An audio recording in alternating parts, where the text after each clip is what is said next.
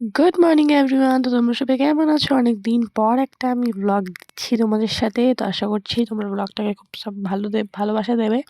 তো ঘুম থেকে ফ্রেশ হয়ে উঠে আমি এখন খাওয়া বানাচ্ছি। কি বানাবো? ম্যাগি বানাবো। ইচ্ছা তো আছে খাবার, তো দেখি। তো ম্যাগি-ট্যাগি বানানোর পর না খেয়ে দিয়ে আমি চলে গেছিলাম স্নান-টান করে পুজোর ফুল আনতে। তো এখানে আমি এসে পড়েছি। এখন আমি আবার স্নানে যাবো। জাস্ট গা ভিজিয়ে স্নান করতে যাব। তারপর স্নান করে এসে পুজো দেব। তারপর কি করছি তোমাদের সাথে দেখা করব।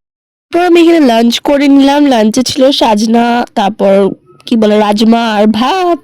তারপর এখানে ওই ঘরে গিয়ে দেখি যে মাদের বেসিনের একটু ম্যাশটাপ আছে, তবে ক্লিন করে নিলাম চট করেই। তো ক্লিন করতে করতে আমার খিদা পেয়ে গেছিলো, তাই ম্যাগি বানিয়ে নিয়েছিলাম আমার দিদির জন্য। তো এখানে ম্যাগিটা না একটু বলতে গেলে কি বলে ওটাকে বেশি ফ্রাই হয়ে গেছে, বয়েলড হয়ে গেছে। আর এখানে রাত্রে আমার মা বানিয়েছিল আমাদের জন্য এগ এগ রোল।